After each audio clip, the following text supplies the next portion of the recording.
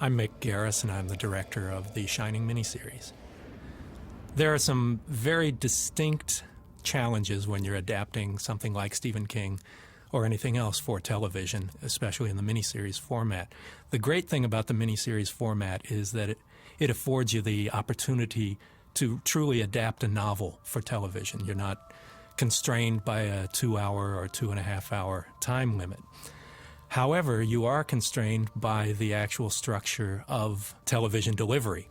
You've got 3 2-hour movies, which are actually 90-minute movies, minus all of the commercial breaks and act breaks and news breaks and all of that. So you have to fit a very specific time schedule. Each of these has 7 acts, each of the 3 parts.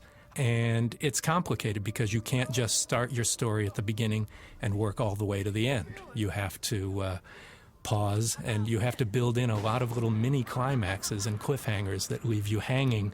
This is particularly difficult when you're building tension, suspense, horror, all of that. And King did a really fantastic job of building those bridges in this script. A script that is probably about 320 pages long, so a little daunting when you first get that from the beginning. The great news is it's the best script I've ever had to work with. My name's Stephen King. I wrote the damn thing. We're just sitting around watching The Swineeng with Steven Weber. This is Steven Weber. I played the character of Jack Torrance. And there's Pat Hingle. He's a great actor, Pat Hingle. And getting Pat to do this was like a real homecoming for us. For me, anyway. I worked with him in a film called Maximum Overdrive, which is nobody's idea of a really great film, but we made a real connection. We had a great time, and when we found out he'd do this, that was terrific. I just hope that top fool is here to ride. The story of Jack Torrance is a guy who has recovered sanity after a long period of insanity. And it's very, very fragile, and he's trying the best that he can to recover, and he makes the terrible mistake of going to this haunted hotel. I got involved in this project, I guess, the usual way an actor does, just through auditioning. I just read one day with Rebecca De Mornay and Mick Garris and Stephen King, who was also there. And I guess they liked what they saw. I actually felt strangely free that day when we were auditioning. And other people had such gravity when they were auditioning. You know, there's such, like I say, there was such expectation for doing this project that people had the specter of Jack Nicholson and Stanley Kubrick hovering over them. And for some reason, I don't know what it was, I just sort of forgot that they were involved, and I just did my own thing. And they kind of liked it. We got ourselves into a situation casting this thing that was really serious because Jack Nicholson, people felt, had left some really big shoes to fill behind as far as doing Jack Torrance. We would ask all these people, and they would say, well, I don't think so. Not after Jack. You know, we got so tired of saying, hearing people say that, not after Jack Nicholson. And one of the things that I said to Mick, I said, let's find somebody who's sane from the start and watch them go crazy instead of finding somebody who's crazy from the start and watch them go crazier. And then Weber came in, and we knew it was him. We just knew that Steven Weber could do it, and I think that in some other cases, it would have been a case of looking at Steve Weber's track record and saying, this guy is a sitcom actor. He can't do it. And Weber came in, and I found out later from Steve himself that he would call his agent every day and say, am I shining yet? He really wanted to play the part. And he understood from the beginning that he was playing a normal guy. I had never seen Wings. I'd seen him in a couple of movies in smallish parts, and I hate to say this, but to this day I've never seen Wings. But he came in and he read with Rebecca De Mornay, and he was amazing. He was so great, and it worked out. He couldn't get to the set for a few days. He arrived a day or two later after we started shooting, so we had to kind of vamp and figure out what we could shoot without him. But that's basically how that whole thing came together. I had not read Stephen King up to the time of doing The Shining. I was very much aware of him, and I was actually a fan of the Kubrick film. And when I read the script, I thought it was fantastic because it was very detailed, and it was kind of an epic role in a way, because it was over 3 nights, this movie, so it was very long. There was a lot of story there, a lot of dialogue, and that obviously intrigued me as an opportunity for an actor, you know. And it was just very well written, and I thought it was accessible. And also, I'm a huge fan of the genre, and a huge fan of horror films and sci-fi, and I actually had a letter printed up in the old famous Monsters of Filmland magazine, number 116. So this really got me going. What? Wow, you said that. We may as well address the whole Kubrick shadow that seems to come up every time. I have never seen this as a remake of the Kubrick film. I'm a huge fan of Kubrick's and of his Shining. My thought was, here's the opportunity to actually do the book. I had seen the original movie a couple weeks before it was released, and I had never looked forward to a film so much in my life. I was a huge fan of the book. And when I saw the movie, I was extremely disappointed because it wasn't the book. And as much as I love the movie now, at that point, I was hugely, crashingly disappointed with it because so many of the things in the movie did not address the book. You know, to me, the book was about parental responsibility and the guilt of feeling violent feelings about your family, and it's about alcoholism, and it's about that monster within us that is building up and ready to explode. I mean, there's no coincidence that the opening scene is about releasing the steam on the boiler, which comes into play in the climax of the film. So those were things I was really disappointed about. And I always intended that this film stylistically would be nothing like the Kubrick film. And, you know, we were going after very different things, and my first call to duty was to adapt the book. And I was lucky enough to have the man who wrote the book as my executive producer and the screenwriter of the script. And so we had a really good starting place. So I see them as very, very different animals, both the Kubrick film as a Kubrick film, and I love this as the King book. The Kubrick fans, of course, just never wanted us to dare make this, and I had no idea how rabid they were about that. So I was in blissful obliviousness in the making of this film. I don't want what commentary there is here, to degenerate into this is what Kubrick did and this is what we did. But I think that's inescapable in something like this. Obviously, Kubrick made a film that everybody remembers. Working with Elliot Gould was great. He only was up there for, I think, a day. And he's, you know, one of my cinema heroes. So there are several actors in this whole production that I just learned from just by working with and observing. And he was one of them. He's very simple and yet very intense. And this is our only scene together, I think. It was great working with him. And we became friendly afterwards. Elliot Gould was wonderful to work with, and I think some people confused the stiffness of the character with a stiffness in performance. I mean, I really like what he did there, but there have been people who have said, gee, he seems so stiff and uptight. And, well, that's what Mr. Ullman is all about. We shot this at the Stanley Hotel in Estes Park, Colorado. The Stanley Hotel was where I got the idea for the show originally. Well, I didn't get the idea for the show. There's been 2 movies I have to remember and a long time ago, before there was any gray in my hair, and when my children were still in diapers, there was actually a book. And my wife and I had 2 kids, and we'd never been away by ourselves since we'd been married, because Tabby had Naomi when we were married. So we had kids from the jump, from wedding day, and it was just kids a go-go. It was diapers a go-go, and I was teaching school, and then I was writing. I was Jack Torrance in a large part.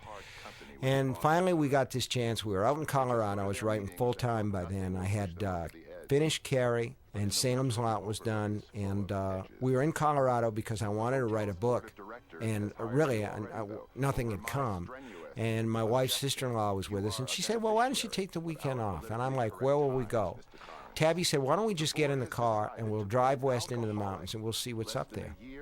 So we drove up into the mountains, and we drove through Nederland, Colorado. We were in Boulder to start with. We got to Nederland, and we get about 20, 30 miles past Nederland into the area where the Rocky Mountain National Park is, and we start to see these signs that say, the road is not plowed after the first snowstorm. And I started to think about the Donner Party, you know, people eating their own young and all the rest of it. And I thought that there was a story there. So we got up to the Stanley Hotel. It's the Overlook in the book. And there was this beautiful hotel. We didn't know. And we didn't know if we could stay there either. We didn't have a clue. We didn't know that there was a hotel there, and we didn't know if we could stay there. And we went in, and one of the things that I saw that struck me immediately were these 3 laughing nuns going down the steps with their habits billowing out behind them. You have to keep in mind that this was October. It was the end of the season. And I put the nuns in the book, and I'll be damned if Mick didn't put the nuns in the TV adaptation. It's just a quick peek of these nuns. I can't remember if they're inside or outside, but they're there. So we went up to the desk anyway, keeping in mind that this is totally off the cuff. We could see that everybody was checking out and that we were bucking against the tide. I went up to the desk and I said, could we stay the night? And the lady hesitated. And the thing is, like, if she had said, no, you can't stay the night, there would be no Shining. I mean, it wouldn't exist as a novel. Probably something would have gotten written, and there might have been a movie, and there might have been a miniseries, but probably not. She hesitated. And then she said, you can stay if you can pay cash, because we sent all our credit card slips down to Denver. And I looked in my wallet. I had enough to pay cash. So we paid cash, and we stayed the night. We ate in the dining room, we had a great meal, and we were the only people in the dining room. The orchestra was still playing because they had a contract. So this music is echoing, the orchestra is playing, the chairs are all up on the tables except for the table where we're sitting. You can see the tablecloths on the other tables, but they're covered with this tough plastic because they're done for the winter. The windows are shuttered and everything, and Tabby went up to bed, and I had a couple of beers, and then I went up and I got lost in the corridors, and that's really where I had the idea. Mom, Yeah? can I go outside? Will you stay in the front yard where I can see you? Sure. Cortland Mead was 8 years old when we started shooting this, and turned 9 in the middle of production.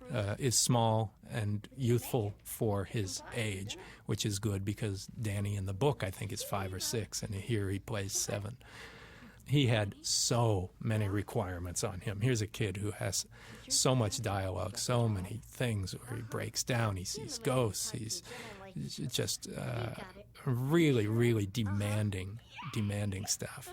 And I really think he did a great job come up to it. I think he'd been doing commercials, and I think he did a Hellraiser movie before this. Nothing scared him about doing this movie. He was completely into it. Every effect, every horrible, bloody, gory special effect that they threw at him, he loved it.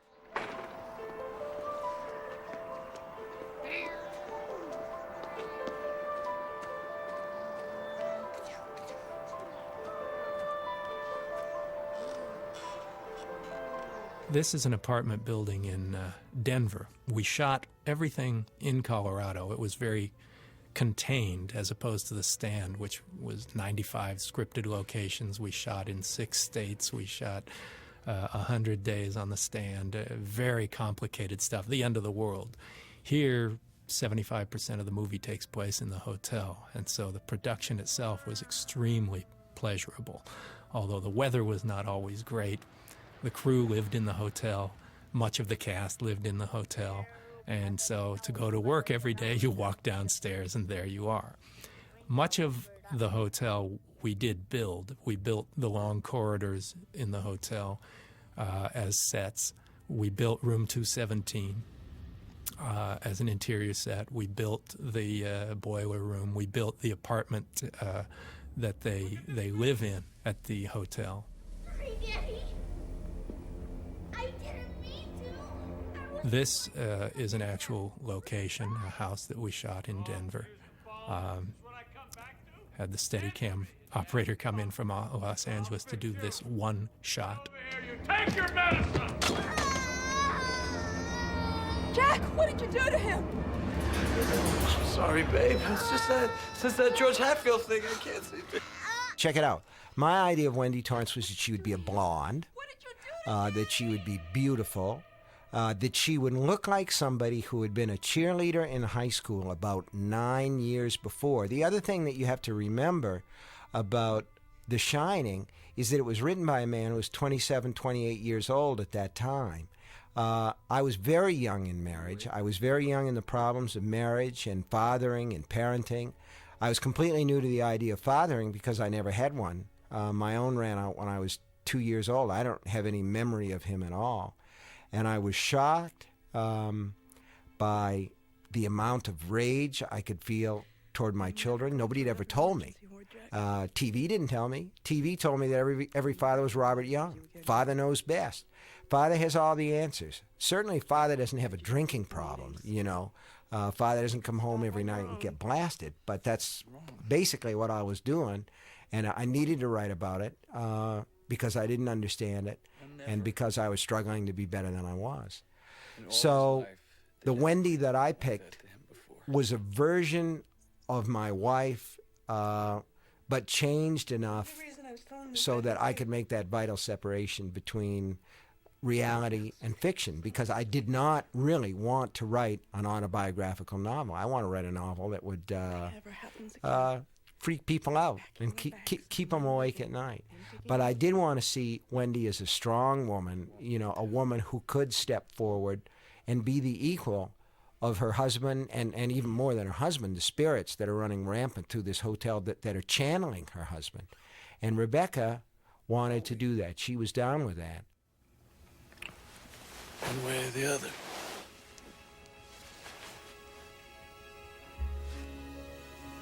What are you talking about? About not being able to stand myself like this. You're right. It's got to end. One way or the other.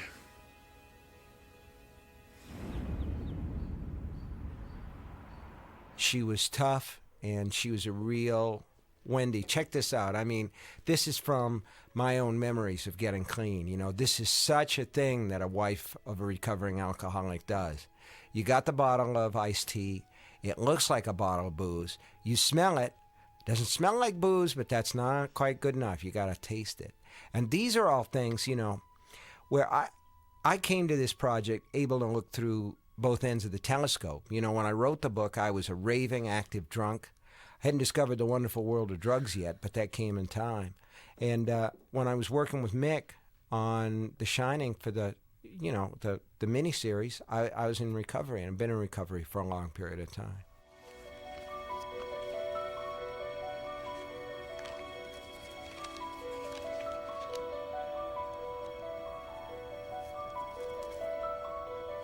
We did have some ghost stories taking place at the Stanley Hotel while we were in production. There is a sense of history there.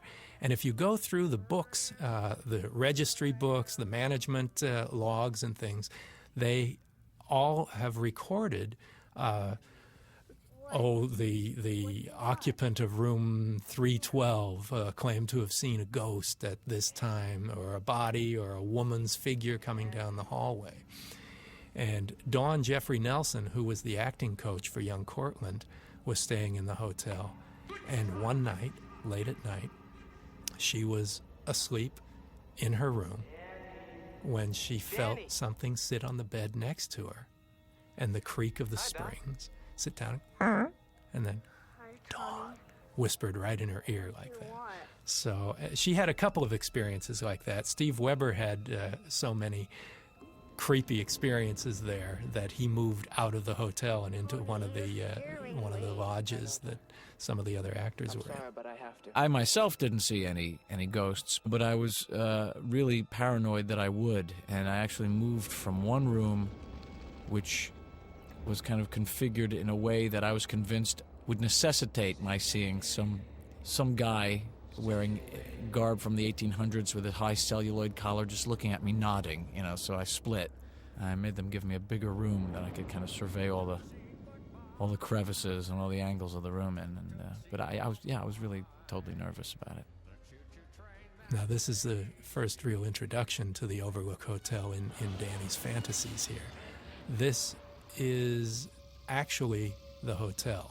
The CGI we used was a company called VIFX, and a fellow named Boyd Shermis, who will be here later to talk about it, had done a lot of features and is doing a lot of them now.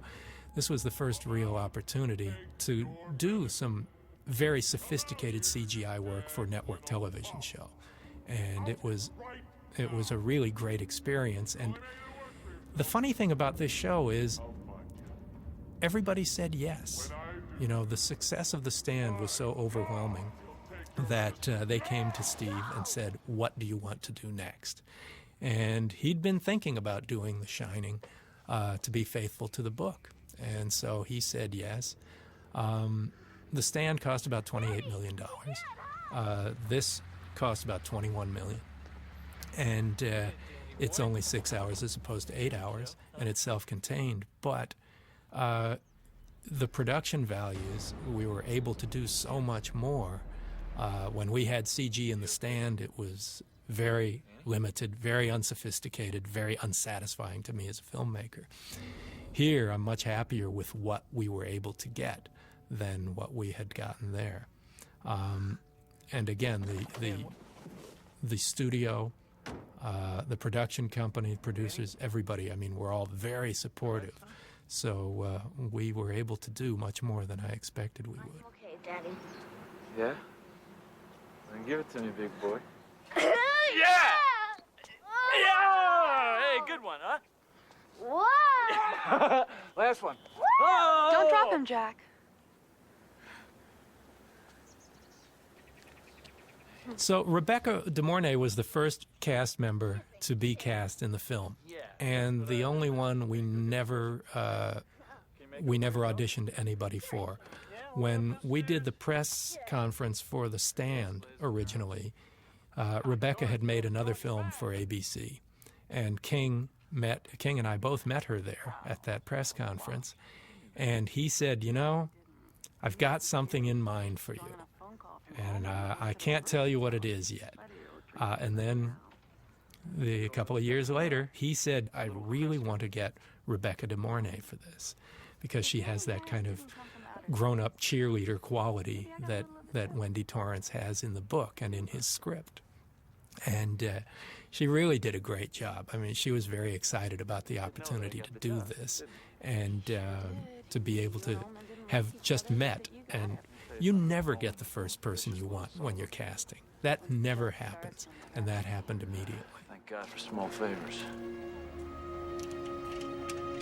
I think the great thing about this character, as Stephen King wrote him, was its accessibility. This wasn't a noble, heroic... at the end of the story, he does a heroic deed. But he's a real everyman. In this case, he's battling alcoholism. And I just felt it was easy to bring aspects of myself to this role. And I myself am not an alcoholic, but I understand kinds of addiction, and it was easy to speak in this man's language. It was easy to speak the words that King wrote. It allowed for all the actors in the production to bring their own sensitivities and their own perspectives to these characters. And if I cannot finish my play snowed in all winter, I don't know if I'll... You know, the miniseries, it's a case of the network giveth and the network taketh away. Blessed be the name of the network. What they giveth is time. Obviously, we were talking about the film version, the feature film version being like 2 hours long.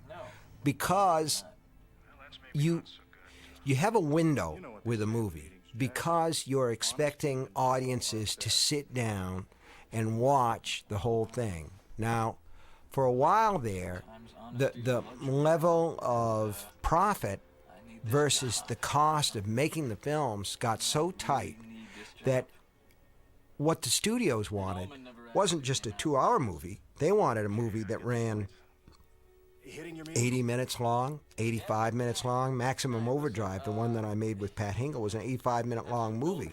And Dino De Laurentiis, who you know, produced it, loved that. You could go a little bit longer, but there were film directors that would go so far as to say, George Roy Hill said, if it's longer than 2 hours, it's too long. You know, they would just make that kind of a blanket, sweeping statement about it. Then, because of the magic of multiplexing, movies were able to get a little bit longer because you could still have the same number of show runs. That is to say, if you had The Godfather, which ran like 2.5 hours long, in Cinema 1 and Cinema 2, if you were running them through the big projectors, they would start, you could start in Cinema 1 at 12:10 and in Cinema 2 at 12:15, and the same print serviced both houses, and you were getting, even though the movie was 2.5 hours long, instead of getting 3 shows per night, you're getting 4 shows a night. So it kind of freed that up. But there's still a problem. There's a limiting factor with motion pictures that TV just never has, and that is fanny fatigue. Certain movies are just fanny busters. The Green Mile is the outer limit of what you can do with a film because it's like 2.5 hours long, you know. A movie like Heaven's Gate, even if it had been a good movie, it's 2.5 hours long. Your fanny is frozen by the end of it. But with TV, you have this situation where you can have a 4.5-hour show that appears over 3 nights in 2-hour segments. Well, it isn't a 2-hour segment, it's an hour and a half long because the commercials cut a half an hour of the 2-hour block that you have. So during that time, your audience is up, they're going to the fridge, they're getting something to eat. They're not missing anything the way that if you get up in a movie and you go to the snack bar to get something to eat, because the movie goes on regardless of what happens. Whereas you've got these nifty commercial breaks, you can go, you can take a whiz, you can do whatever you want, and at the end of the night, you got a cliffhanger and you come back the next night. And TV started with these miniseries with Rich Man, Poor Man back when Nick Nolte was a kid, back when I was a kid, you know, the early 70s. They were a novelty, they were a big hit. The British kind of big yawn about them because they'd been doing it for years. They knew all about the miniseries. And it was a big thing. It was a fad on American TV, the way that quiz shows were a fad on American TV over the last 2 or 3 years. Fear Factor, Who Wants to Be a Millionaire, Weakest Link, all that stuff. For a while there, it's the second coming of Jesus, and then you can't sell one no matter what. And what happened to the miniseries in America was there was one called Winds of War that was based on a Herman Wouk, and it was, I think, maybe 10 parts long. Unthinkable by today's standards. A miniseries giving up 2 hours of programming per night on a network over 10 nights. You just can't imagine it. But it was a success. Roots was a success. Rich Man, Poor Man was a success. So ABC, you know, with TV, nothing succeeds like excess. There's never enough. So you say, oh, well, 10 hours, you know, Winds of War succeeded, 10 hours. So you know what? We're going to do War and Remembrance. We're going to do the sequel, but we're going to do 20 hours. Well, for miniseries, it was the equivalent of the stock market crash because nobody had ever really been forced to consider, what do we do if it's a dog? what if we threw a miniseries and no audience came? What if nobody showed up? You'd be stuck with all those hours of programming. So they get War and Remembrance. You know, it didn't work, and then immediately TV swings to the other extreme, and they say, oh, well, the miniseries is dead. There'll never be another miniseries. This series TV, that's the answer. And ABC started to have some limited success. They'd done a couple of 4 hours of my stuff. They'd done It and Tommyknockers. And little by little, they started to build a franchise for these things. And they came to me and asked me if there was anything that I wanted to do. And I had just been kind of waiting for the opportunity. And I had a clear vision of what I wanted to do, and I've never deviated from it a bit. The first thing I said is, let's do The Stand, because it's too long to do as a movie, a theatrical movie. At that time, nobody had heard of this idea that they're doing with The Lord of the Rings, of taking a book and splitting it into 3 parts. It's a little bit easier with Lord of the Rings because Tolkien published it as 3 books, but it's really only all 1 book. But in any case, they had their doubts, but they said, well, you come on board, you do the screenplay, exec produce, maybe do a cameo in it, and we'll go ahead. We'll take a chance again. We'll do 8 hours. 8 hours was short by miniseries standards of the 70s, but you know, so they give us the time, and The Stand broke through, and they did really, really well with the ratings. And they've done some other things that were 4 hours. But what I had wanted to do after The Stand was to remake The Shining. I thought that one of the keys to... We talked a little bit about Steven Weber having a man who appears normal and then goes bonkers. And we talked about a little bit about the role of... the wife and the mother in Wendy Torrance, you know, having Rebecca De Mornay play a braver, more alert, somebody who's a more equal participant in the marriage. But the other thing, that the third key was saying, this novel is a 504-page novel. It's got a lot of different ins and outs, and if we get the time, I mean, one of the things that that particularly with horror, suspense and horror, is that you can shove gore in somebody's face. But you know what I was saying before, the network giveth and the network taketh away. What the network giveth is time. What they taketh away is anything that's overt, anything that's really, really... that's really graphic. And ABC is the last of the networks that still has the standards and practice. And believe me, that they were having conniptions over this, you know, trying to swallow the concept, first of all, of doing the story, because one of the chief commandments of standards and practices at ABC, where it's actually codified, which makes it an additional problem. It's written down. I mean, it's more of understood at CBS and NBC, but it is, thou shalt not put thy child in jeopardy.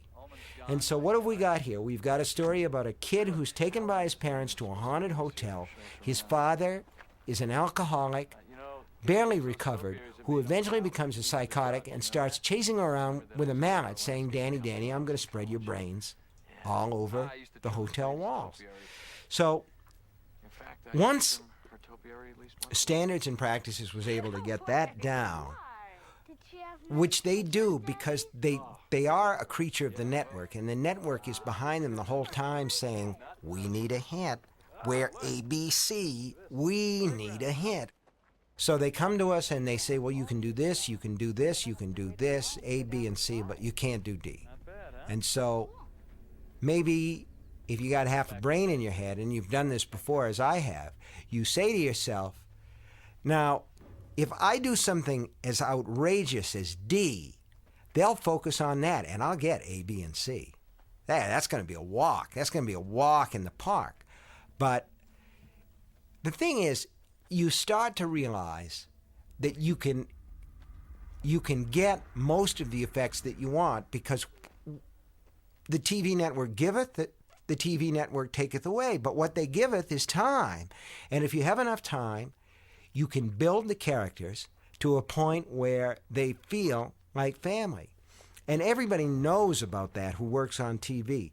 So the TV network giveth, the TV network taketh away. But somewhere in the middle, there's a balance where you say, I'm going to take the time and I'm going to use all the things that they'll give me, all the graphic things that they'll give me.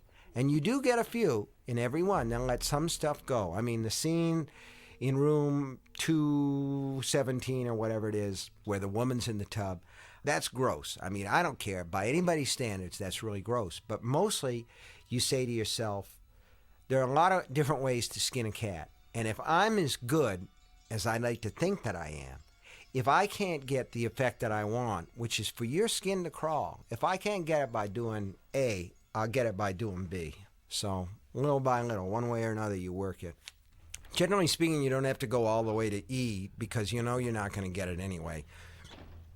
There gets to be a point where you really just irritate them. I've gotten to that point. You know, I will be a pain in the ass if I absolutely have to be a pain in the ass. When we did Storm of the Century, there was one scene in the script where this guy's talking and he's got his hand on the door. And the door slams shut and cuts off all 4 of his fingers. And you see the fingers drop on the welcome mat, like that. And Standards and Practices said, you can't do that. And I said, well, if we can't do that, we're not going to do the show. I'm going to pack my bags and go home. This time, we're going to have those fingers drop on the welcome mat or I'm out of here. And they said, you're kidding. I said, I'm not. I'm done. And finally, they got the point, and they had a change of heart. But that's the one time that I ever went to the mat with them because, to my mind, that was an important part of the show.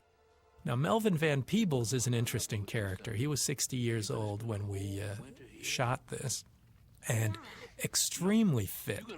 He would go out jogging every morning before shooting, just in a real ladies' man, too. I mean, he was very friendly with all the women, and a really good guy. He's a director as well. He had directed most famously Sweetback's Badass Song, which had just come out on video while we were out there, and a really great guy. We knew from the beginning we had 3 parts, and we knew each one had to end at a certain point and the next had to start at a certain point, so there was no shifting of that. You can only guess what your timings are going to be from the script page count. So when it turned out that we got our first cut finished, the editor's assembly, Part 1 was about 3 minutes over, Part 2 was 21 minutes over, and Part 3 was 13 minutes over. So if there were a director's cut of The Shining, Part 1 would probably be 5 to 10 minutes shorter. We actually had to build some sequences that were not in the script, just setting the temperature, setting the mood. Part 1 was the most difficult. Part 2, it was not that tough cutting 21 minutes out. It was challenging, but not that tough. And then Part 3 was extremely difficult, cutting 13 minutes out of the climax of the movie. But Part 1 is 2 hours of winding the clock. The alarm's going to go off. And so the whole point was setting a mood and introducing the characters and see what all the script writing classes call character arcs, that sort of thing. You know, Mick and I had a difference of opinion about Mel's wardrobe here. I told him that I thought it was early American pimp and that it was a little bit offensive to me, actually. But Mick got his way on that. Well, the attire that Melvin is in, Melvin actually kind of helped choose that kind of maroon disco suit. We wanted him to be a guy who had a sense of life and of party and of music. And so he's been working in this secluded hotel off in the Rocky Mountains, and there's a sense of timelessness lost in Melvin's, well, I guess you could call it a pimp suit, but to us it was his disco finery. So I love the way he looks. And we really were inspired by the book, too. So I don't know if Steve was not enthusiastic about that. I don't remember having discussions about that, but it was an interesting choice. We're using a lot of wide lenses to convey that sense of openness and how far removed they are from civilization, to just give it a sense of place. I also wanted to keep the cameras constantly kind of roaming, kind of continuously drawing you in deeper and deeper and deeper. We're always moving toward our characters. We're always moving toward the hotel. We're always drawing ourselves into the beating heart of the drama that's taking place here. And the sense of color, heightened color here before the snows. There's a real broad palette here. And later on, when the snows are coming, it becomes very monochromatic and very subdued and very enclosed and stripped of the warmth and stripped of the embrace. Sweet as honey from the bee. Sweet as honey from the bee. That's what you said. That's right. One of the special things about this is the music by Nicholas Pike. We had a 60-piece orchestra for this, and I think none of this would have worked nearly as well without that beautiful, beautiful score, the ominousness of it. There's always a pulse underneath. You're howling. Dick, are you okay? Your nose. I'm okay. The second appearance of blood in the show, I think. First, the slit wrists of the woman in room 217, and then the nosebleed. I'm sorry, please don't Again, tell the my whole dad. pattern of reds here is intended to convey something that is coming. You know, everything we tried to do was to give you just sort of an innate sense of something, the danger that this family is in for. Game with my dad at his school, and I got excited. I remember shooting this. This got shot in a school in Estes Park. They trigged the backboard. That was fun. I was there for a lot of The Shining because I really wanted to take a postgraduate course in film direction, both with an eye toward directing again myself, which Mick is always pushing me to do, and because I'd really like to write a book that has as its basis the making of movies and TV, and I know enough to write that book now. It's just a question of having said, well, Grandma, the North Field is all ready. I've turned all the earth there and planted the seeds. Now we just got to see what grows. So I'm waiting to see if something will grow. Clean off.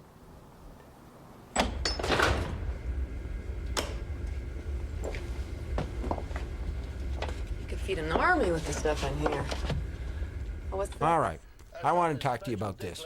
This is the first time that I saw Steve work in a situation where we were shooting. He gets there to work the show, and Steve is like flying back and forth to finish Wings. He's got like the season of Wings to finish, and he's shooting with us 3 days a week. Then he's jumping on a plane. He's going back to L.A. I can imagine bumping in his way through the thermals, over the Rockies, and then coming back the other way with no time off whatsoever until the end of the shoot. Right here. We're doing this and Pat wasn't there, so they've got a stand-in walking through for Pat, and they're doing this in rehearsal. This is the first time that Rebecca and Steve had worked together as actors in the part. I think that they'd met a couple of times and maybe gone to dinner, but we're walking through, and Mick has got the camera over on this side of this butcher's block table. It's on a track, and he's pulling track, and they're walking through, and Steve is giving his lines and everything, and Steve looks around in this kind of casual, surprised way and says to the caretaker, he's saying, "Oh, by the way, will this entire crew be here all winter?" And it was just one of those things. I guess you had to be there, but we all broke up. It broke the ice. It took away the first day jitters, that feeling of it's opening and everybody's got to be on their best behavior and do everything right. I think Steve Weber is a genius. I think he's a comedic genius, and I think that he is the quickest acting study that I have ever seen in my life. Now, I've worked with some actors on a one-on-one basis in these things that I thought were pretty terrific people. I worked with Gary Sinise on The Stand, and I thought that Gary was such a gentleman, and he made such a great Stu Redman. But I never saw anybody. This sounds like a denigration, but I don't know any other way to say it. Probably that's why I am what I am. But to me, Steve Weber was almost like silly putty, where you slam it down on something and it takes the impression of that. He just, man, he walked on the set. He'd be Steve Weber. He'd be cracking everybody up, including Pat. And then Mick would yell action, and he would be Jack Torrance, and it didn't matter, really. The story is an arc. It begins low, and it comes up. It's an off-center arc because it climaxes at the top of the arc, near the end, and then it goes down fast. They call that part the denouement. And he had to be a different incarnation of Jack Torrance for every one of those changes. And we were never filming in sequence, So from day to day, maybe he's 2/3 Crazy Jack. The next day, he's 1/3 Crazy Jack. The day after that, he's not crazy at all. And the day after that, he's totally bonkers, completely out of his mind. He always had those things down. He never had to be eased into it. He never had to be coached into it. He was a perfect gentleman. It didn't matter whether he was like 3 hours in makeup, 4 hours in makeup. Didn't matter if it was 9 o'clock in the morning or if it was 2:30 in the morning, where we were shooting the party scene, and sometimes none of us got to bed until 4 in the morning. Didn't matter if things went right. Didn't matter if things went wrong. He was just there, man. He just did it. This scene was very complicated to shoot with Cortland and Melvin, and they really were great together. This was a tough day for Melvin. He had so much dialogue here. King writes very, very detailed dialogue. Everything he has to say is important, but for an actor, it's extremely difficult. And no matter who you are, whether it's Robert De Niro or whomever, you're going to have scenes when the dialogue is so complicated that it's difficult to remember it. And there are reams of it here, and this was complicated for Melvin. So we actually helped him out a little bit, and we had cue cards here. So if you watch this closely, there are, particularly in this part here where he goes around and sits next to him, when he's looking off wistfully forward, it works really well, and I'm now ruining it for everybody for the next time you watch it. But you'll see him turn around and face forward looking at the cue card. Oh, well, it's ruined for me, so it might as well be ruined for everybody else. And sometimes book pictures can be scary. My dad has a book with Bluebeard in it. And it had a picture in it of a man with a lady's cut-off head. My mom was mad at my dad for reading it to me. The story was okay. I liked it. But the picture gave me nightmares. This is a group of actors who are very comfortable working from the text. The script was in excellent condition when we got it. The first draft was fantastic. The only revisions were quite minor and had mostly to do with production and the like. Sometimes things were told rather than shown, and so some of that was tightened up and the like. But really, there was very little improvisation on the part of the actors here. It was very faithful to the script. King writes very speakable dialogue and very believable dialogue. This is actually the ballroom in the hotel, which the big ballroom sequence played in here as well. But it's so great to be able to look out the windows of your actual shooting location, not at a translight, but at the actual Rocky Mountains out there in front of you. If you look closely, you might see a couple of homes or things that but I think we went to great pains to hide anything that you might see there. And again, all of the location work was so much fun to shoot. Now, there's another little story about, since it is a ghost story, the only thing I was witness to that took place here. We were shooting a scene inside the lobby of the hotel, and no one was staying there except the crew, and the crew was all at work making this movie. So we kept hearing kind of a clanking noise over where we were in the lobby shooting a scene with Rebecca, and it kept ruining the sound on the tape. And it was clank, clank, clank, thunk, thunk, thunk. And so we finally sent the second AD to check out what was going on, second assistant director. And they went upstairs, and the room right over us was the first assistant director's room, David Sosna. And of course, he was there with us shooting this scene. And it kept happening, and no one could find out what it was. It was a clanking that could only have come from the room directly above us. And it didn't, so far as we know. So that's the only thing I was witness to. But I wish I had better ones. I wish I'd seen a smoky form take the shape of a beautiful woman, sit down on the corner of my bed and say, "Meg." But that never happened.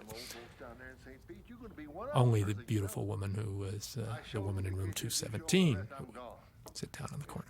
But that's another story altogether. It's worse every year, just especially this time of year. Hey, Pete, see you May 15th. You got a date? All right. Hey, maybe Almond will die this winter. And maybe you won't. But it's happy thoughts. Well, I think the thing that makes Steve King's writing so popular is how much we can identify with it. It is so real, it is so genuine, it is so from the heart. He's really a sentimental writer and human being. I mean, he's got a huge heart, and there's a real sweetness about him that people are surprised to find, but they shouldn't be because it's in the books. But I think people connect with the same fears. We all share the same nascent fears. These are things that everybody identifies with, loss of family, and everybody has faced things that come close to it. And then he takes it to the supernatural level, and it's still set in such a real world that you believe it. I've talked about this before with different writers and different creators have a different sense of appeal. Steve King, he takes you somewhere you're familiar with and believe in, and then takes it another step further. Clive Barker, for example, imagines an entirely new world and brings you into that and makes it believable for you. So that they come at it from different directions to achieve the same impact. Again, everything is just winding the clock here. There's nothing really overt that's going to take place in part one. And here's hoping that it does set that. But always wanting to look at things from a perspective that could be, for example, a point of view of a ghost shooting from high up in a scene like this in the elevator, looking up when we're in close-ups, looking down where wider. Very seldom at eye level. And of course, this elevator wasn't moving, but the camera was, just to convey a sense of movement. Sensible. Never take a chance up here, Jack. Not an overlook. Third floor. All out for the presidential suite. Every weekend, I shot list the week's sequences. I will draw up a general idea of shot list. I don't storyboard unless it's a stunts or a special effects sequence, just because everything changes and you don't really need that, and I want to stay open. I don't want everybody to be too attached to a picture. You can draw anything, you can't shoot anything. And especially in the case of The Shining, where everything was discovered as we were making it, we knew the hotel inside and out. There was really no sense to storyboard any of this.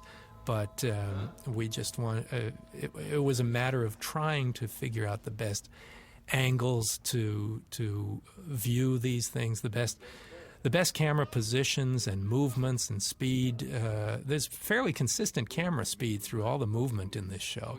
And it really was just trying to find what would best convey a sense of something coming, of something prickling at the base of your spine. This was the first time I'd ever done that dolly in, zoom out shot that I guess they did it in Easy Rider, they did it in Jaws.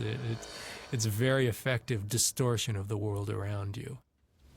Hey, I thought for a second we lost you there, Doc. No, Daddy. I'm right here. Look at that.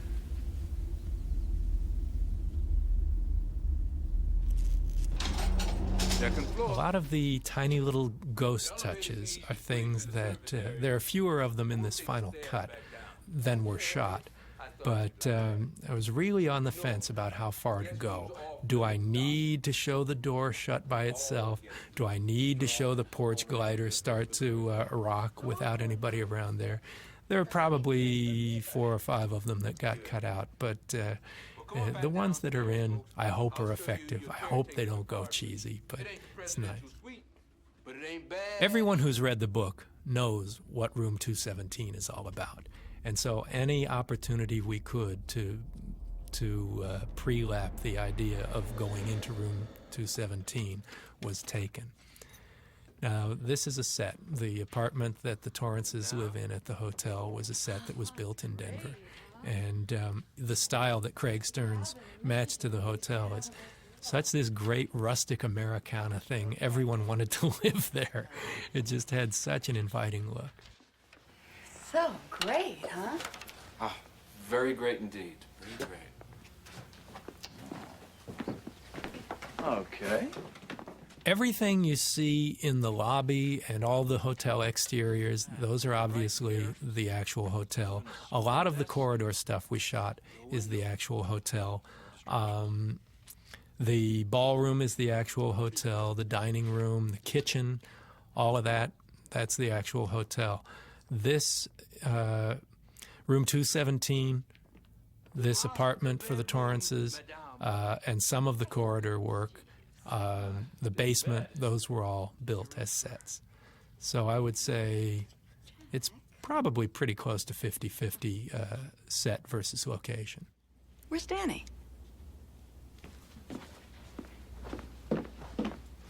Danny? Doc, where are you? Things really come to a head once the family is left alone. That's where I start enjoying the movie more because it's so much build-up, and I've seen the build-up so many times. I always feel like I want the audience to get past this. Yes, all these characters that they run into beforehand are crucial to it and are great, and it's all wonderful, but things really start to cook once they're left alone. And again, we just want to keep drawing you closer and deeper into the people, the hotel, the belly of the beast itself. Well, I promised to take good care of your kitchen. And I know you will. Enjoy that turkey. Your capon, too. Well, we will.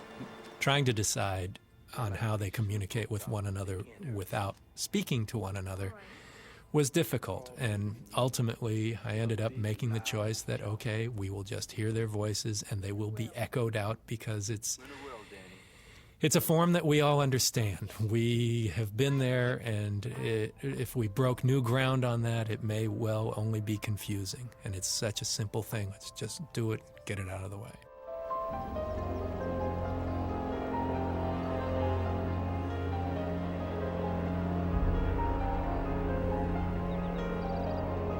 Well, the interesting thing about The Shining is the question of, did this really happen? Are there really ghosts? Or is this all going on within Jack Torrance's mind? The good news for me as a filmmaker was that King's script had made the decision on how to externalize the internal. The workings, the fears, the deterioration that's going on within Jack Torrance is externalized by his obsessiveness over the history, eventually the history of the hotel, and feeling akin to it, and the spirits that reach out to him, the things that he sees, we see, and we present them to us, to ourselves, in an interesting way.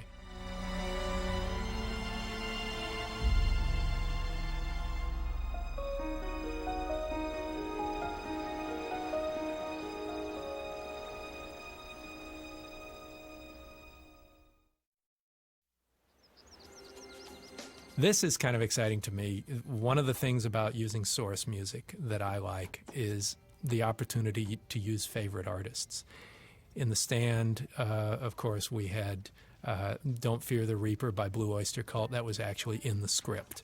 And we used Crowded House, Don't Dream It's Over, which was not in the script. But one of the members of Crowded House for a while was a guy named Tim Finn. We used a Tim Finn song here in this scene. Hit the Ground Running, it's called, which is appropriate for this scene. And this was done on a mock-up of the roof that was actually just about 8 feet off the ground. Although they did, as you saw earlier, they did have me really on the roof throwing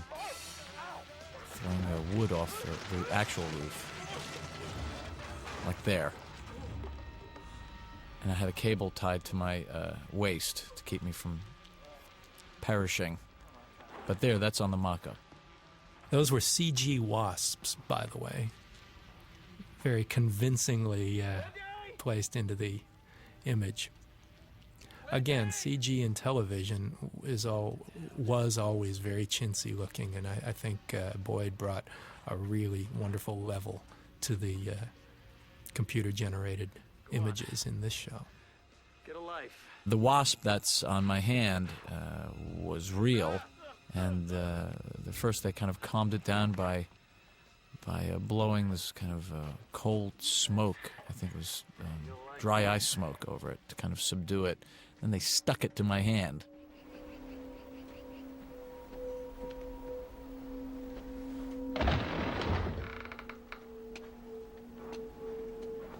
Here, it just happens that the wasp spray is right in front of the camera.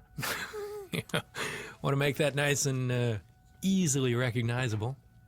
But again, playing it all in a wide lens so that there's a sense that there's more in there than what you see. Pero, my favorite brand. Of course, you have to invent brand names, especially in the world of television, so that you are not creating a commercial for a real brand. It's something that they're very tight about. Of course, these days, the world of television, they charge advertisers a lot of money to put their products in the programs because people fast forward through the commercial breaks and TiVo through and do all those things. Generally, there's not a lot of rehearsal when you're doing TV or film. For this, we had to really sort of sneak away and rehearse on our own. Rebecca and I rehearsed a lot with and without Mick Garris. We tried to make ourselves at ease with each other and to give the illusion that we'd been together a while and that we were comfortable with each other and we had a good relationship. But there was not a lot of actual budgeted rehearsal time. More often than not, what you're seeing on the screen is a first or second shot, full shot at a scene, as opposed to doing theater where you're rehearsing for weeks and weeks. And by the time the audience sees that, it's very developed. But this is it's kind of instant performance. I'm Mark Carliner, and I am the producer. And I'm here with Mick Garris. Oh my goodness, looking at this now. Oh my God, look at that. So we had a wonderful time in Estes Park, and Mark, you've been back a couple of times since. Yeah, no, I fell in love with this place. I remember, as a matter of fact, if you will recall, when I first became involved in the project, and you asked me, and I asked you a question, I said, where did Steve King, did he have a particular hotel in mind, a particular place in mind when he wrote this? And you told me, well, as a matter of fact, you know, he wrote it about the Stanley Hotel in Estes Park. That was the inspiration. And I remember, because we were going, I was going to meet Steve for the first time, and I remember saying to you, well, you know, before I go to meet Steve, why don't we go and take a look at the place that gave the inspiration, the place that he actually wrote about. I remember the first time we saw this place, And it was so breathtaking. I mean, I looked at it and I said, well, this is it. This has got to be, you know, why would you want to shoot this movie anyplace else? I mean, Stanley Kubrick took it the other way. But if we're going to do the movie that Steve had in mind, why don't we go and shoot it at the real place? You can't beat that, really.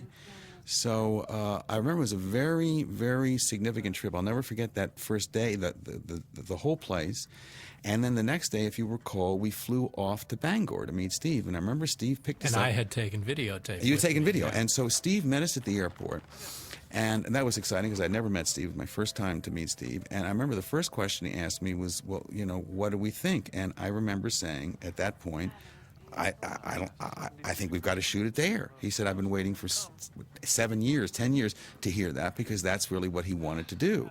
And that has, I remember that was like a seminal moment because that's how I became involved, and that's when I agreed to become the producer because here, you know, I didn't want to go shoot it someplace that wasn't authentic, and here we had someplace not only authentic, but it had a look that I didn't think could be replicated.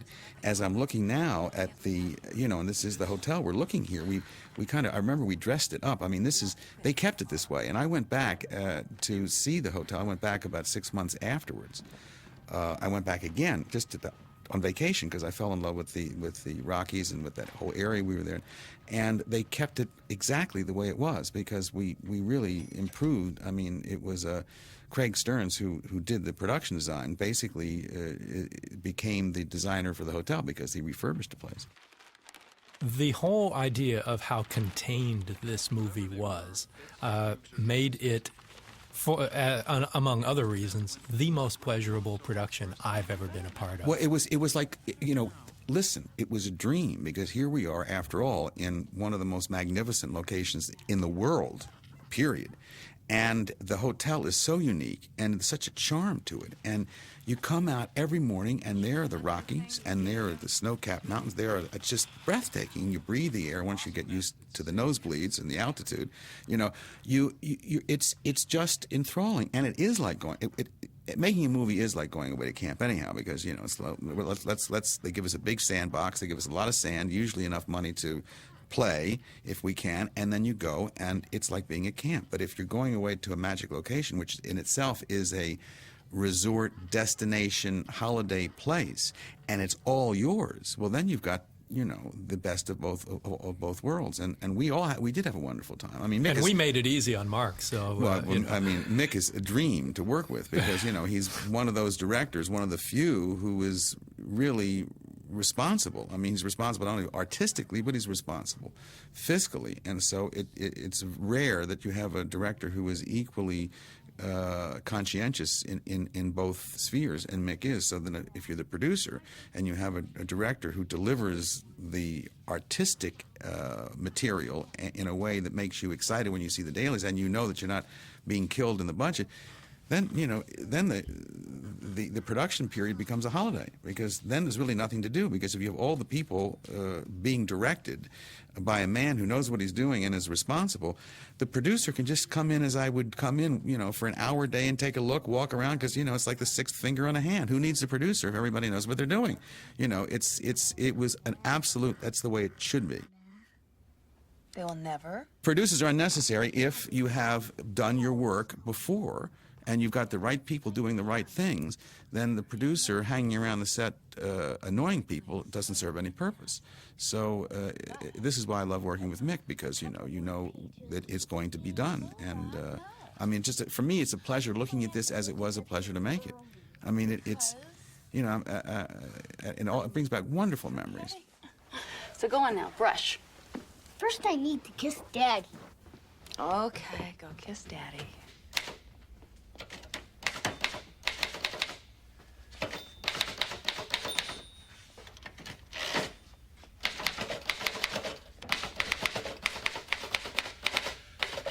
Daddy? Hey, Doc. I have to go to bed now. Oh, come here. Give me a kiss. Come on. Give me a kiss. Ugh. Better brush your teeth. I can smell chocolate milk on your breath. That's where I'm going right now. All right, good. How's your play? Play is good. Play is excellent. I was reading with Mommy. good, except she never gives me time to sound out the words. All right, well, I will talk to her about that. Good, she really needs it. Okay, beat it.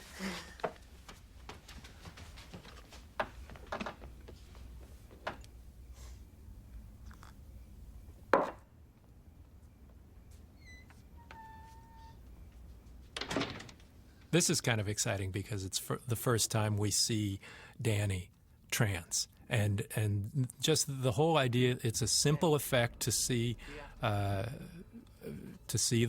fellow in the mirror. It's just a mirrored face, and then behind the mirror is the actor and light, and just changing, shifting the light. It's a simple effect, but this was where we really knew Cortland was up to it, because it's a very demanding sequence, and in fact, he reacts in a couple of times with crying that made his mother come running to the set thinking he'd gotten hurt.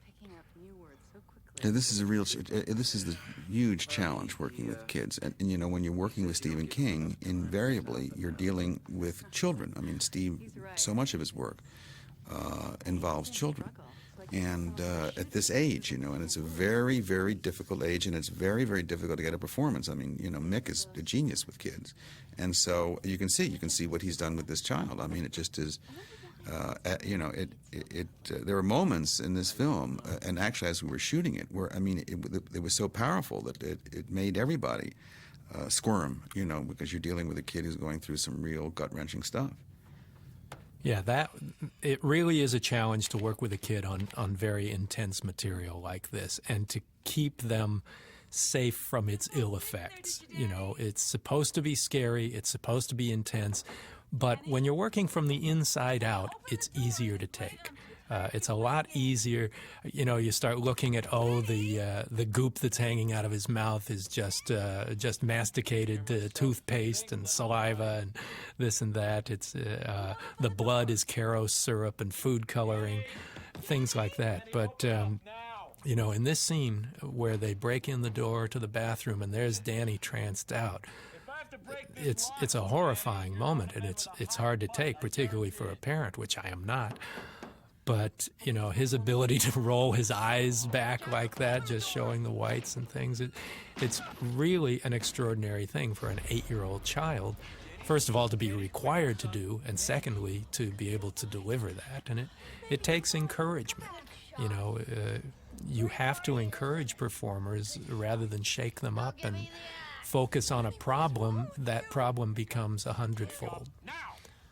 I mean, this is so believable. I mean, I haven't seen this for a while, and I'm looking at this, and it really is a remarkably believable. I mean, given how, in a sense, outrageous the premise is, it is totally credible.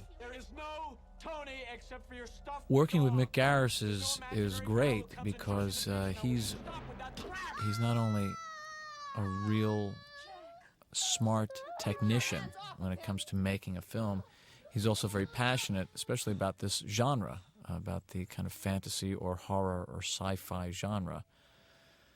And as I am a fan of that genre, he and I got along very well, and we had a lot of fun just talking about the scarier aspects of making this movie. And also, and because we got along so well, he was able to really help me from time to time, you know, kind of get into my character and not be afraid of going to the dark places that this guy goes to.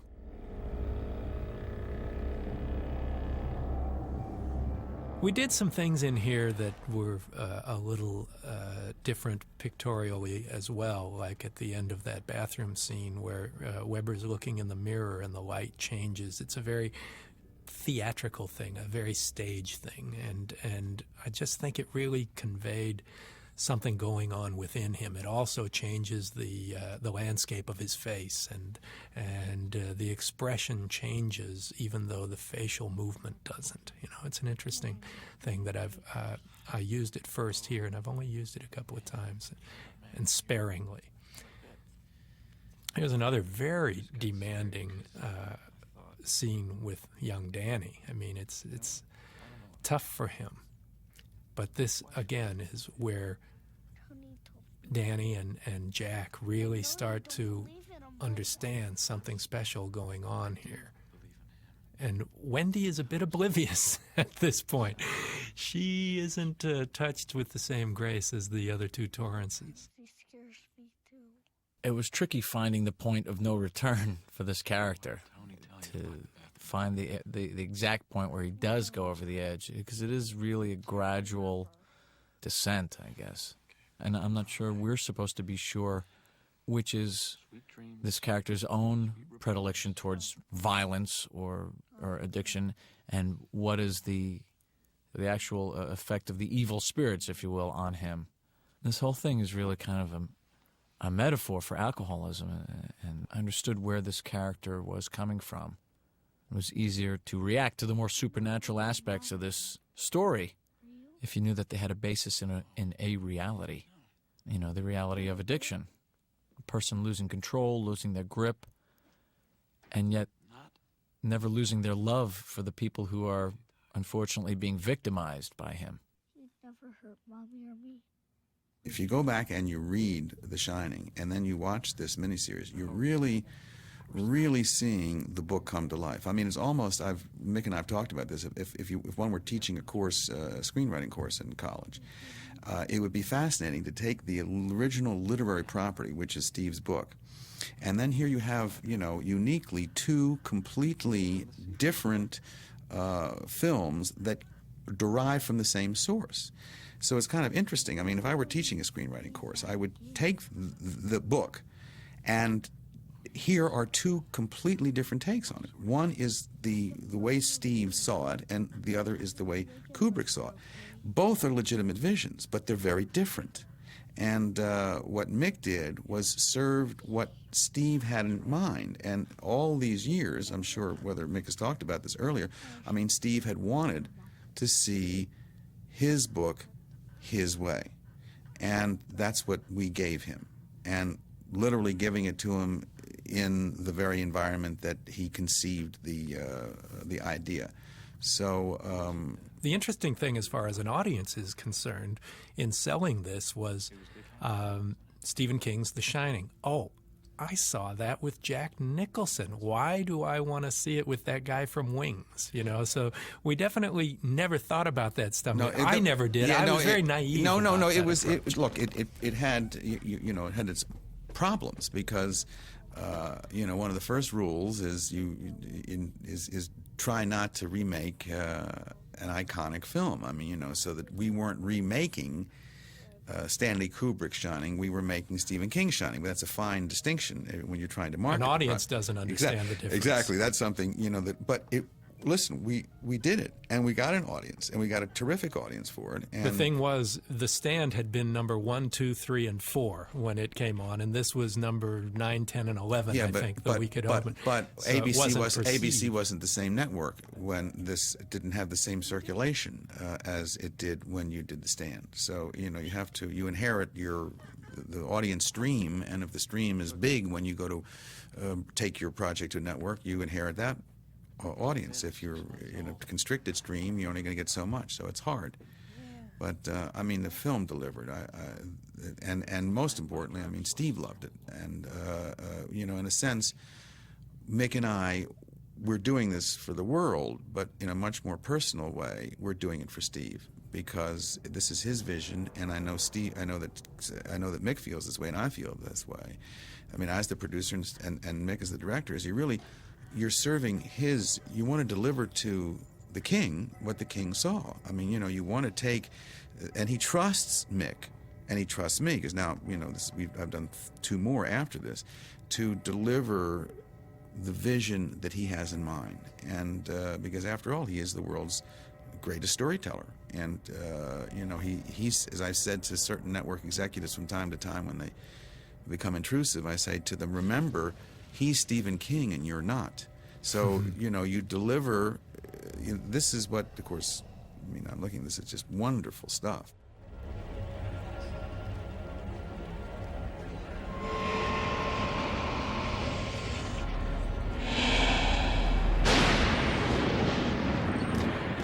Making things solid that are ethereal. That was one of the big challenges here that we had talked about a little bit earlier. But if there are ghosts, we have to show what they do. We gradually introduce the other side by its effect on our side, and eventually working up to that. And I love the way Mick did this because it's so subjective. I mean, you know, the ghosts, the whole question of ghosts, are there ghosts? Do you believe in ghosts? And ghosts are very subjective. I mean, you know, a ghost that I might see, you might not see, because ghosts are, after all, very personal. They belong to you. They're your material. You know, it comes from your unconscious. So how do you render that? And if you look at the way Mick has done this, you can see through the point of view that, you know, who is tormented by which ghost, and that's what you're seeing. So there's a difference in perspective where Jack sees something that nobody else sees, or Danny sees something nobody else sees. But that's consistent with the way ghosts appear in our own lives, you see. And so how you visualize that, make that three-dimensional, is a tricky, and you got to be consistent in the premise. And so it's, you know, it's not, to do it credibly requires a lot of careful thought, and you can see it all here in this film. One of the interesting things about Wendy Torrance is the difference between what her character was like when the book was written in 1978 and when the miniseries was produced in 1997. She keeps coming back for more. It is the standard abused wife situation, even though it's not physical abuse until the climax of this miniseries or of the book. The abuse she takes at the hand of an alcoholic, she's more willing to take it in 1978 than she is in 1997. That's right. And you watch this and you keep thinking, why doesn't she leave? But then you have a moment like this where she clearly loves her husband and wants to give him another chance, sees who he is beyond the ghosts, beyond his own self-imposed ghosts and those ghosts imposed by the alcohol that is a ghost within him, even if he's not still drinking. So it's interesting to see her dynamic, and it's a hard one to play. And Rebecca, as a very contemporary, very strong woman, brought something into that other than the subservience of the way we may have seen Wendy Torrance earlier on.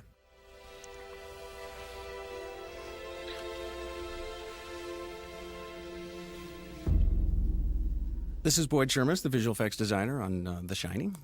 The wasps were fun in a number of aspects for me, in that we had to make them fly in somewhat of a random fashion, yet be controllable. And you can't really direct a wasp, of course, so we had to augment the live-action wasps with the CGI ones.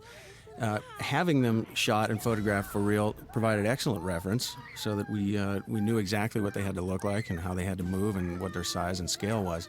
So that was actually a good thing, and helps us to match on a scene-specific basis. Getting them to move in that sort of random wasp-like fashion took a bit of doing. Took a lot of testing, a lot of custom program writing to get them to move in the way that they do. It was actually done with a particle flocking system that made them fly around one another, not crash into one another, and not crash into anything else. But I think it was the textures and the lighting overall that really sells those things, because they do have that kind of fuzzy look to them that the wasps sort of do. It's not really fuzzy, but I don't know, they have that bee-like quality that just reads as a bee or a wasp, and you can just see it as we match it that they fall right in. I had remembered saying after we finished that this was it, I'll never do another snow picture again. And then wouldn't you know that Steve delivers to me a 6-hour miniseries that takes place every single minute of it in a blinding blizzard. So I'm hoping that I'll never see snow again in a movie, but you never know. But the snow is just a huge, unpredictable and difficult and messy, condition to have to deal with when you make. Think about it. You had snow and you had a kid. These are. Thank God it was a contained cast, but when you have a picture that takes place in the snow and you've got to do all those kind of things, it's always adds to the degree of difficulty, like shooting a movie on water, and same, almost as bad. our snow budget we went over budget by about $100,000 on the snow budget, and we had to create snow, and we've got these snowmaking machines that you get on ski runs, and giant snow cone making machines making ice and things like that. And there's foam, the soap foam that makes fake snow. All of these things. Unrolled cotton batting that we used on roofs and things. And again, had to basically wait until we had one good snow and went back and reshot 2 scenes. That's right. I'd shot them, they were not very good looking, and we were able to go back and still stay on budget. That's how we are. Hold your arm out, Doc. What are you gonna do, Daddy? Getting ready to put a hurt on those people that made the bug bomb. Okay, your turn. What do you think? Yeah, I think $5,000 a sting should do it. Huh? Don't you think? I followed the directions on that label. I swear to you I did. I carried that damn nest underneath my shirt, for God's sakes. And Danny was carrying it around. Dan? What's so great about the way Stephen King writes is that there are people who believe that the key to Stephen King are the bumps and the screams and the monster in the closet. And to me, what's so great about King is that you care so much about the people who own the house that has the closet the monster's living in. That these are people like us. These are people who go to Walmart, people who eat at McDonald's, people who live in the real world. And King and I have very similar backgrounds in that regard, the very bottom end of the lower middle class upbringing. He was brought up without a father, and at the age of 12, my parents split up, and we were brought up without a father presence and the like, and it was kind of a hard scrabble existence for both of us, and we both had those retreats to fantasy from the very beginning, from television and movies. The things that appealed to us were the more fanciful things. But, you know, I have always loved movies of all kinds and music and all of the art forms and the like, and maybe there's just kind of a conjuncture that made us very simpatico in the making of this, and before that, The Stand, and before that, Sleepwalkers. It's Stephen King's vision that we are serving here. And when you do, you know, the way we work, Steve writes the script, and it's not that the script is owned by the network. He writes it on his own, and then the network is given the choice after he finishes writing what he's doing, and they can read it and say, do you want to do it or do you not want to do it? It's not, do you want to do it if we change X, Y, and Z? So right away, there is a certain respect to the material, that you don't find with in other situations. And there's a control because Steve has the ultimate say. I mean, he's earned it. He deserves it because he is not only the world's best-selling author, but every one of his television projects have been the major events of the season for ABC. He's one of their most important stars in the sense of what he writes and what he makes delivers huge audiences for them, and in that regard, they respect him. And so it's not a matter of throwing in the towel, but it's nice then because you don't have to deal with committees. You're dealing. Oh, I love that scene. You know that the chair's falling off. I just love that. It was so wonderful. But you're dealing with a kind of power as a producer that otherwise you don't have, because really you are, when I am producer, executive producer, I am really Steve's alter ego. So it's nice that when you speak, people listen because you're speaking for Steve when he's not there and you are his representative. So it gives you have much more control and more responsibility, so that if something doesn't work, you can't blame the network. You can't blame intrusions. You know, you really, and it's been wonderful working, by the way, with ABC, because they have now, all of our projects have been with ABC, and once we agree upon the amount of money that we're going to spend, they have left us alone and we've made every picture for them on or less than the budget that had been approved. So you can just concentrate on making your movie, and that's one of the great things about working with Steve, because it gives you that freedom to just make your movie and not be concerned about all of the other nonsense that usually goes on in filmmaking. This is Stephen Weber, and we'll see you in part 2 of Stephen King's The Shining. Ooh.